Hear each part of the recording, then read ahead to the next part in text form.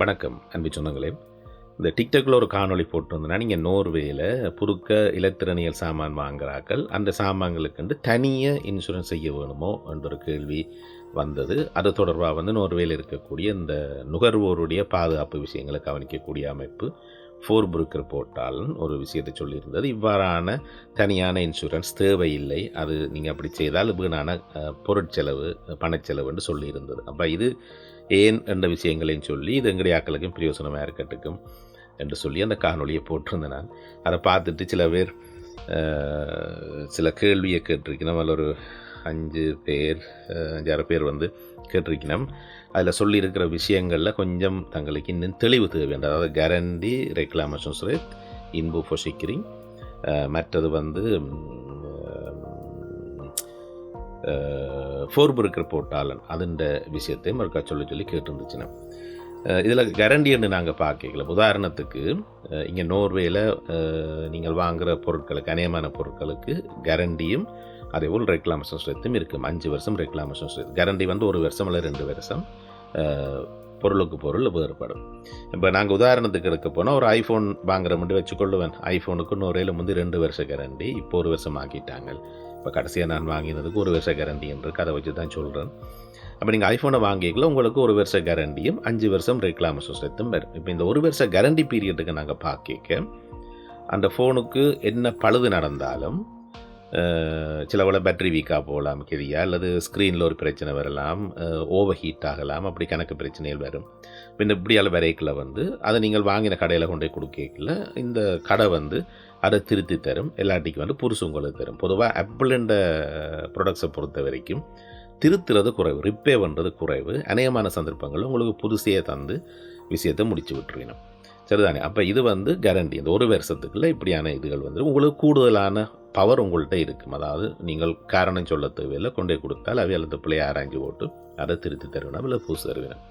ஆனால் ரெக்லாமேஷன்ஸ் ரேட் அந்தளவுக்கு பவர்ஃபுல் இல்லாவிட்டாலும் 5 வருஷ பீரியட்டுக்குள்ளே உங்களோட டெலிஃபோனுக்கு ஏதாவது பிழைகள் நடந்தால் அதை திருத்தி நீங்கள் இலவசமாக திருத்தி எடுக்கிறதுக்கான உங்களுக்கான அந்த வாய்ப்பை 5 வருஷ ரெக்லாமேஷன்ஸ் ரேட்டும் தருது. இப்போ நோரை பொறுத்த வரைக்கும் இந்த எலக்ட்ரானியல் சாமான்கள், சில சாமான் 2 வருஷத்துக்கு மினிமம் பாவிக்கப்பட வேணும், அல்லது 5 வருஷத்துக்கு அது இருக்க வேணும் என்ற வரைமுறை இருக்குது. இந்த வரைமுறைக்கு உட்பட்டு தான் இந்த 5 வருஷ ரெக்லாமேஷன்ஸ் ரேட் கொடுக்கப்படுது.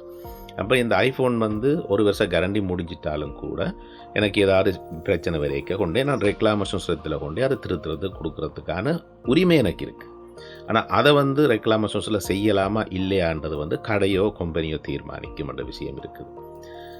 இதுலேயும் 2 விஷயத்துலையும், கேரண்டியிலையும் ரெக்லாமேஷன்ஸ் ரேட்லேயும் ஒரு முக்கியமான விஷயம் இருக்குது. இந்த ஐஃபோனை நான் பாவிச்சு பழுதாக்கிட்டேன் என்ற ஒரு விஷயம் கண்டுபிடிக்கப்பட்டால் அது 2க்கும் செல்லாது. என்னென்னா உங்களுக்கு தெரியும், நீங்கள் அதை சரியான முறையில் பாவிக்க வேணும். மற்ற இப்போ வர ஃபோன்ஸ் எல்லாமே பக்கன்னு நொறுங்கிப்போம். அப்போ நீங்கள் அதை குழந்தை பிள்ளையை கையாளுற மாதிரி தான் அதில் கையாளணும். அப்போ கேரண்டிக்கும் ரெக்லாமேஷன்ஸ் ரேட்டுக்கும் ப்ரூக்கர் ஃபெயில் என்று சொல்லக்கூடிய பாவனையாளருடைய தவறான பாவனையால் அது பழுதா போனன்னு சொன்னால் உங்களோட பக்கம் எந்த விதமான உரிமையும் கிடையாதுன்ற ஒரு விஷயம் இருக்குது. சரி, இது ரெக்லாமேஷன், மற்றது கேரண்டி. இப்போ அடுத்த விஷயம் கேட்டிருக்கணும் என்னென்றால் இன்பு ஃபொசிக்கிரிங்கன்றா அது இப்படி இதுன்றது இப்போ அநேகமாக எல்லாருக்கும் தெரிஞ்சிருக்கும்னு நான் நினைச்சேன். இன்பு ஃபொசிக்கிரிங்கிறது உங்களோட வீட்டில் இருக்கக்கூடிய பொருட்களுக்கான ஒரு காப்புறுதி. வீட்டில் இருக்கக்கூடிய டிவியோ, கம்ப்யூட்டரோ, ஃபோனோ, சோஃபாவோ எல்லாத்துக்கும் நீங்கள் காப்புறுதி செய்யலாம். அது நீங்கள் வங்கிகள்லையும் செய்து கொள்ளலாம், அல்லது ப்ரைவேட் ஃபினான்ஸ் கம்பெனிகளையும் சில இதில் செய்யக்கூடிய வாய்ப்பு இருக்குன்னு நினைக்கிறேன். வளமையாக இன்பு ஃபொசிக்கிரிங் எங்களுக்கு எப்படி அது வருதுன்னு சொல்லிச்சுன்னா, உதாரணத்துக்கு நீங்கள் வேலை செய்கிற இடத்துல நீங்கள் எல்லோ ஒன்று அந்த யூனியனில் மெம்பராக இருந்தீங்க, அந்த அங்கத்தவராக இருந்தீங்கன்னா அந்த அங்கத்துவத்துக்கு கூடாக உங்களுக்கு அந்த இன்பு ஃபொசிக்கிரிங் வருது. அது இருக்குது. எல்லாத்தையும் நீங்கள் தனியாகவும் செய்து கொள்ளலாம். அப்போ இந்த இன்பு ஃபொசிக்கிரிங்கிறது உங்களோட வீட்டுக்குள்ளே இருக்கக்கூடிய பொருட்களுக்கு ஏதோ ஒரு வழியில் சேதாரம் நடந்துட்டா, நீங்கள் எதிர்பார்க்காத விதத்தில் சேதாரம் நடந்துட்டால் அதை திருத்தி தரும், அல்லது இடு செய்யும். உதாரணத்துக்கு ஒரு டிவி விழுந்து உடைஞ்சு போச்சுன்னு சொன்னால் அதை நீங்கள் இந்த இன்பு ஃபொசிக்கிரிங் எந்த வங்கியில் செய்யப்பட்டிருக்கு என்று நீங்கள் அதை அறிஞ்சு உங்களோட யூனியனில் கட்ட சொல்லுவீங்க. அந்த வங்கிக்கு நேரடியாக நீங்கள் ஆன்லைன் மூலமாக இந்த ஸ்கார்டு சேமாவை ஃபில் பண்ணி அனுப்பி விட்டீங்கன்னா அதையே திருத்த ட்ரை பண்ணி வேணும். திருத்த இயலாட்டிக்கு உங்களுக்கு புதுசு தருவினம். அந்த மாடல் உங்கள்கிட்ட இல்லைன்னு, உதாரணத்துக்கு டிவி உடைஞ்சு போச்சுது, அதை நீங்கள் இன்பு ஃபொசிக்கிரிங்கில் கிளைம் பண்ணுறீங்க, அந்த மாடல் டிவி இப்போ மார்க்கெட்டில் இல்லையென்றா அதுக்கு அடுத்த வந்த புது மாடலை உங்களுக்கு தரக்கூடியதுக்கான வாய்ப்பு நிறைய இருக்குது. அப்போ இது இன்பு ஃபொசிக்ரிங். ஆனால் இன்பு ஃபொசிக்ரிங் கிளைம் பண்ணிக்க ஒரு விஷயத்தை கவனிக்க வேணும். 4 சுவத்துக்குள்ளே இருக்கிறது தான் அந்த இன்பு ஃபொசிக்ரிங்குக்கு எல்ட பண்ணும். இப்போ உதாரணத்துக்கு உங்களோட பால்கனியிலே ஒரு சாமான் உடைஞ்சு போச்சுன்னா அது சில வேளை இன்பு ஃபொசிக்ரிங் டெக்க பண்ணாது. என்னென்னா வீட்டுக்குள்ளே இருக்கிற விஷயங்களுக்கு தான் டெக்க பண்ணும். இது இன்பு ஃபொசிக்ரிங். அடுத்தது இந்த ஃபோர்புரக்கர் போர்ட்டாலன் என்று கேட்டுச்சுன்னா, ஃபோர்புரக்கர் போர்ட்டாலன்றது நோர்வேயில் இருக்கக்கூடிய பவர்ஃபுல்லான அமைப்புகள் உண்டு என்று நான் கருதுறேன்டா. அந்த அமைப்பை பாவித்து நான் சில விஷயங்கள் ஒரு சில நியாயமான விஷயங்களை நான் பெற்றுக்கொண்டேன். அந்த அனுபவத்தின் அடிப்படையில் சொல்கிறேன். ஃபோர்புரக்கர் போர்ட்டாலன்ன்றது இங்கே இருக்கக்கூடிய அந்த நுகர்வோருடைய விஷயங்களை கவனிக்கக்கூடிய ஒரு அமைப்பாக இருக்குது. வருஷத்துக்கு வருஷம் அவையில் இந்த நுகர்வோர் பாதுகாப்பு தொடர்பாக விஷயங்களை ஆராய்ஞ்சு நுகர்வோருக்கான சட்டங்களை கொஞ்சம் இறுக்கி இப்போ இன்றைய சூழ்நிலையில் நுகர்வோர் பக்கம்தான் கூடுதலான நன்மை இருக்குது என்ற ஒரு விஷயம் இருக்குது.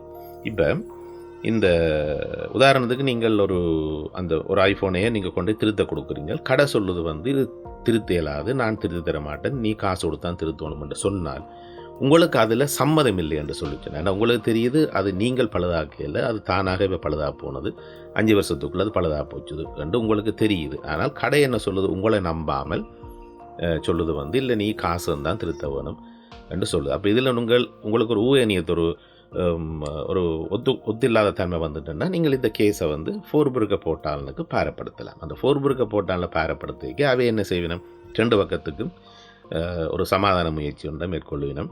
ஒரு சுமூகமாக இந்த பிரச்சனையை தீர்த்து வச்சு உங்களை பிள்ளையண்டா என்று சொல்லிக்கணும். அல்லது கடையாத ஈடு செய்யணும்டா ஈடு செய்யணும் சொன்னால் அநேகமான விஷயங்களில் அவங்க சொல்கிறது தான் கடைகள் செய்யும். அப்படியும் இல்லை என்று சொன்னால் நீங்கள் அடுத்த கட்டத்துக்கும் போகலாம். அது ஃபோர்புரக்கர் ஊத்வால்க் என்று சொல்லி ஒன்று இருக்குது. அவை அதை பார்க்கணும். அதை பார்த்துட்டு அவையில் ஒரு முடிவை சொல்லினோம். அது கிட்டத்தட்ட கோர்ட்டில் போய் நீங்கள் வழக்கு வச்சு முடிவெடுக்கிற மாதிரிக்கு சமனான ஒரு தீர்ப்பாக தான் அது இருக்குது. அது உங்களுக்கு சாதகமாக தீர்ந்தால் நல்லம், அல்லது கடைக்கு சாதகமாக தீர்ந்தால் எங்களுக்கு அது நட்டம். இதில் காசு செலவுன்றது ஒன்றும் இல்லை. நீங்கள் உங்களுக்கு சாதகமாக தீராட்டா நட்டம் கட்டணும் அப்படி எந்த விஷயமும் இல்லை. ஆனால் முந்தி ஃப்ரீயாக இருந்தது இந்த சேனல்ஸ் தான். இப்போ இந்த ஃபோர்புரக்க போர்ட்டாலில் நீங்கள் ஒரு விஷயத்தை பதிவு செய்கிறேன் 249 ரூபா கட்டித்தான் பதிவு செய்ய வேணும். ஏன்னா எல்லாத்தையும் அவங்களுக்கு ஃப்ரீயாக இப்போ வச்சிருக்கிறது இல்லை. அப்படி ஒரு விஷயம் இருக்குது. அப்போ இந்த பதிவு தொடர்பாக இந்த 4-5 பேரும் கேட்ட விஷயத்தில் நான் சொல்லிட்டு நினைக்கிற ஒன்று கேரண்டி ரெக்லாம் சுசத், மற்றது இன்பு ஃபொசிக்ரிங், அதோட இந்த ஃபோர்புரக்கர் போர்ட்டாலை பற்றி. அதை விட இன்னொன்று இருக்குது, ஃப்ரீ தீட்ஸ் ஃபொசிக்ரிங்ன்ற ஒரு விஷயம் இருக்குது. அதாவது பேங்கில் செய்தோட கொஞ்சம் அது காசு கூட. அந்த ஃப்ரீ தீட்ஸ் ஃபொசிக்ரிங்கில் நீங்கள் வீட்டில் இல்லாட்டிலும் நீங்கள் வீட்டை விட்டு வெளியில் எங்கேயாலும் போயிட்டு வரைக்க கூட, உதாரணத்துக்கு நீங்கள் வெளியில் ஒரு டூர் போயிட்டு வாரீங்களா, அந்த நேரமும் கூட ஃபோன் விழுந்து உடைஞ்சாலோ அல்லது ஏதாவது நடந்தாலோ கூட இந்த ஃப்ரீ தீட்ஸ் ஃபொசிக்ரிங் டெக்க பண்ணக்கூடிய வாய்ப்பு இருக்குது. அதனால தான் இந்த ஃப்ரீ தீட்ஸ் ஃபொசிக்ரிங் கொஞ்சம் டீட்டாக இருக்குன்ற ஒரு விஷயம் இருக்குது. இது ஒரு கொசுராங்களும் சொல்லியிருக்கு. நல்லது, இந்த விஷயங்களை கேட்டாக்களுக்கு இந்த காணொலி கூட நான் திருப்திகரமான பதிலை தந்திருக்கிறேன் நினைக்கிறேன். எல்லோருக்கும் பிரயோசனமான விஷயமாக இருக்கும் என்று நீங்கள் நம்பினால் அடுத்த வைக்கும் தட்டி விடுங்க. அடுத்த வைக்கும் பிரயோசனப்படத்துக்கும் இன்னொரு காணொலியில் சந்திக்கலாம்.